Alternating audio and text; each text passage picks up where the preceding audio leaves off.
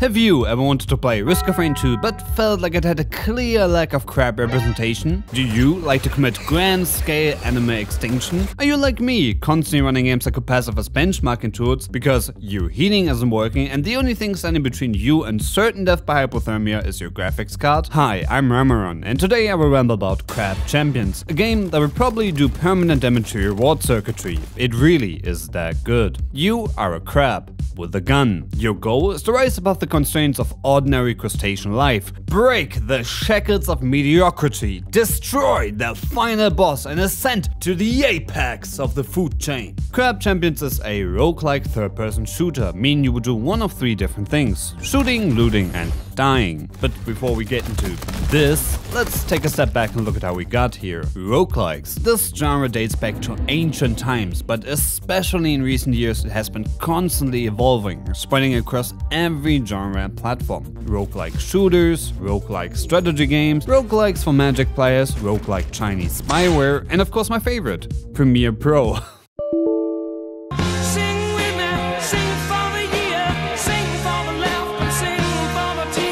But while the variety of roguelikes was growing at an insane rate, there was also a question formed in the back of my mind. It started slowly, like an ingrown hair, almost unnoticeable at first, but quickly became more and more irritating. Where are the crabs? That question would go unanswered until April 1st, 2023, when this happened.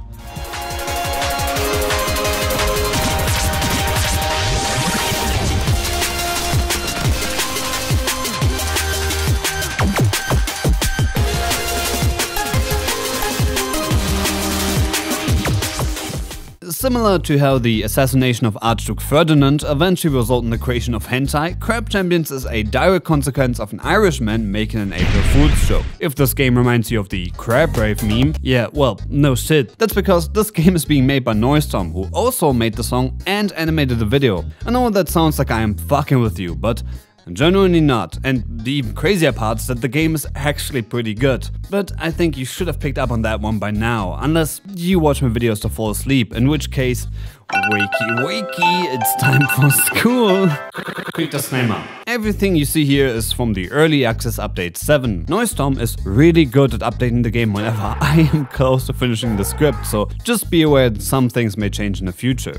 Booting up the game, we're instantly put into the hub world. Finally, someone that understands my burning hatred for menus. Yes, I'm looking at you, Dragon's Dogma. Why the fuck do I have to click through 3 separate menus to play the game I paid money for? Just let me boot into the game.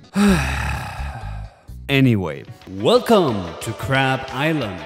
Don't worry about the giant floating skull, we will return here later, but for now let's just start a run.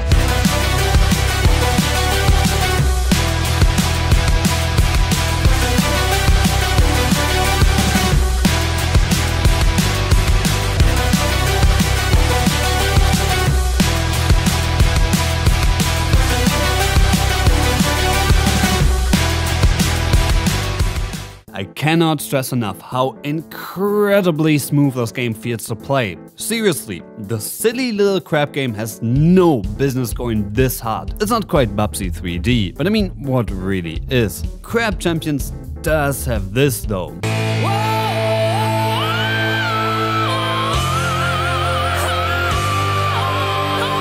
This is your dash, which can be executed while in the air. You can also press shift to slide. Chaining this together with your dash is the best way to build and maintain momentum, and you would definitely need to do that, because Crab Champions operates on the speed principle. Trademark, copyright, FDA approved, gluten-free, badass seal of approval. If you are too young to show signs of male pattern baldness, let me explain. Speed is a 1994 action movie starring Dick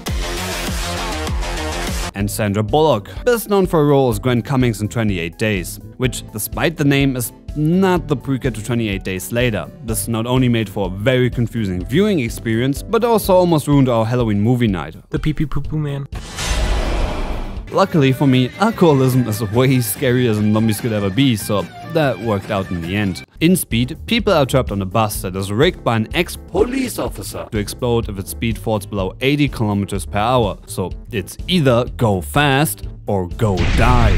The same applies to Crab Champions, where standing still is the fastest way to return to the hub island. Also, your crab is a depressed alcoholic, which means that you can slow down time. Note that this only applies to you, but it's still very useful for throwing off enemy tracking or making shots easier to hit. ADS can also be used to give yourself motion sickness. This has nothing to do with movement unless you count running to the bathroom IRL. Keep in mind you do all of this while constantly firing at hordes of enemies. Which brings us to weapons. Weapons range from, "Hey mom, look what I found in the backyard," to "The Geneva Convention is more like a suggestion anyway."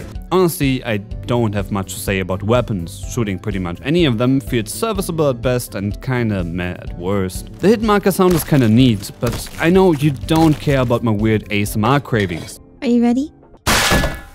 You want to hear about loot, the primal catalyst of every roguelike. If you don't feel like a rat pressing buttons for randomized rewards, what is even the point of playing the game? After finishing an island, you receive a loot chest, where you can choose 1 out of 3 random items. Continuing onwards, the game will also give you a choice between 2 different islands. These are divided by the type of loot you can expect. There are 9 different loot types in total, and all of them pretty self-explanatory. Except for skill, because while it can contain stuff like an additional use for your grenade, which yeah, I would say makes sense, it can also contain bigger chests. Did I miss something?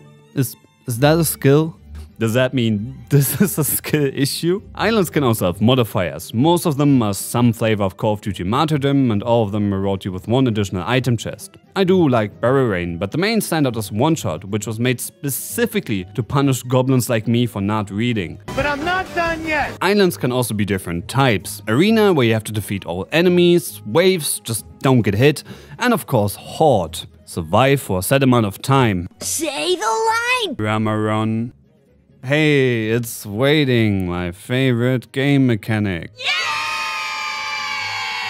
Although this is the one time where I actually don't mind waiting in a video game. Horde islands have incredibly high spawn rates, meaning they get really frantic. Yeah, you could technically just run away and wait for the timer to tick down, but this will probably lead to you getting more crowded than a Makima cosplayer at an anime convention. You would also miss out on stacking massive crystals. These are the currency of Crab Champions, which can be spent at Tony's shop. Ah, yes, finally, capitalism. Similar to real life, this is the best way to become absolutely overpowered. As Sun Tzu famously said, "He who stacks no paper will not ascend the bucket of crab." Or as I would put it, if you don't abuse the shop, you're a fucking idiot. Noisestorm is aware of that, and so with update 7 he decided to introduce inflation. Not only are shop prices increased, he also nerfed a bunch of different crystal generation perks. But this doesn't stop me from doing stuff like this.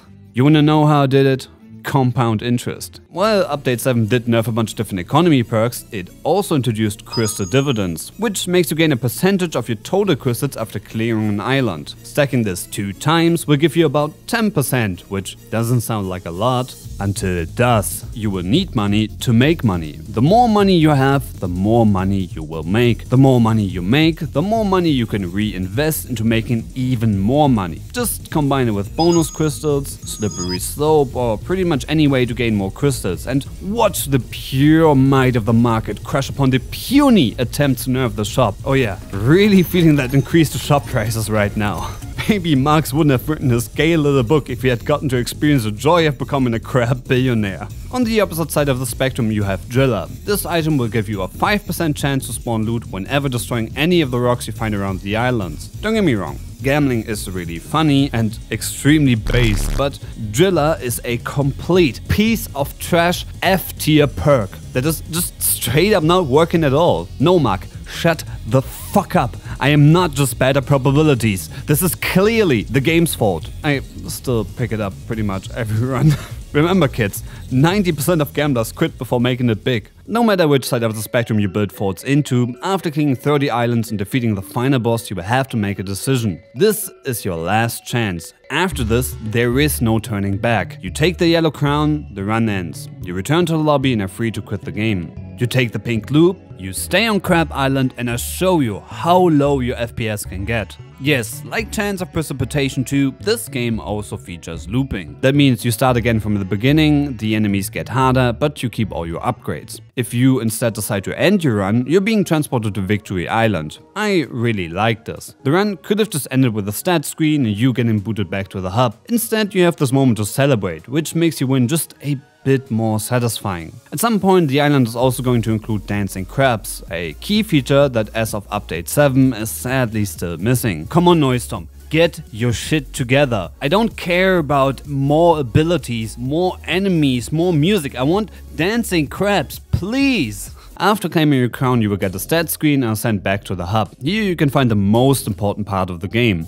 Fashion. Finally, I can show the world how I really feel on the inside. It was green. There is a totem to select your difficulty and also enable a bunch of fun modifiers like Eternal Punishment. If you played Hades, you should be familiar with the general idea of modifiers. If not, somebody made a great video about it. Link is down below. Hades lets you live out your biggest fantasies, like talking to a woman. Multiplayer! I haven't tried multiplayer because it requires friends, is what I would have said before update 7, which introduced quick play matchmaking. That being said, I still haven't tried multiplayer. What, did you really think this would be a professional review? Come on. Okay, one last topic, the soundtrack. This game has some bangers. The interesting thing is that Crab Champions OST doesn't feel like video game music, but more like someone put on a playlist in the background. I can't really describe why, but what's important for you to know is that it doesn't take away from the quality. I regularly find myself staying on the stage longer just to listen to a song. Okay, just watch.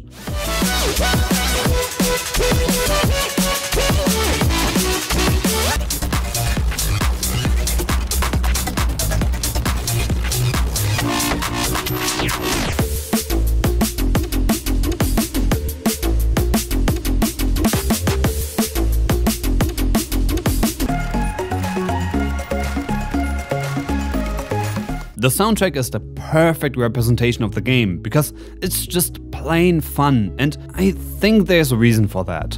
In an interview, Neustorm expressed that even before developing Crab Champions, he was getting pretty burnt out on music. I realized I was making music such a job that it was like I wasn't enjoying the process. I was just kind of really forcing myself to sit there for 8 hours and make a fun song, and it just killed the vibe for me and killed the original reason I made music, which was I enjoyed making music. Creating new songs was not fulfilling. It became a repetitive task that felt like doing the same thing over and over and over and over. And you know what?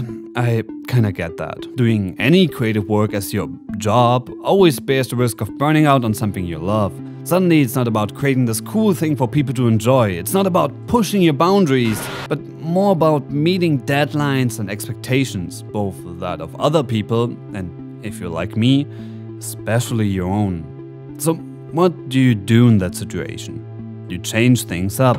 Neustorm switched from making music full-time to doing mostly game development. This new environment enabled him to experiment freely with music and just make it fun again. I just made whatever the hell I wanted, and that turned out to be quite fun because I could just bash out a track in one day and it was good enough for the game. And you know, that ended up being super, like, that was the most fun part. Then I was just doing music for fun as a kind of break rather than sitting down and grinding through production. I think that's pretty much the only thing you can do. Case in point, not only was this video supposed to come out in October of last year, but it wasn't even supposed to be about Crab Champions. I wrote about half of a script about Titanfall 2 until I suddenly hit a roadblock. The combination of the rapidly approaching deadline I set for myself and the level of quality I wanted to achieve just completely sucked the fun out of writing until I was dreading even just looking at the script. The only fix was to stop. Scrap the video for now and do something else. And yes, I'm getting emotional in a Crab Champions review. What are you gonna do about it? But this is also not supposed to be about me having the big sad. I guess what I want to say is that if you try to pursue any of your passions, don't lose track of why you started. Make something because you love it. Make something because it's fun. Make something because you want to push your boundaries and see what you can achieve. And if you do something creative and you are struggling, that's okay. Trust me, we all do.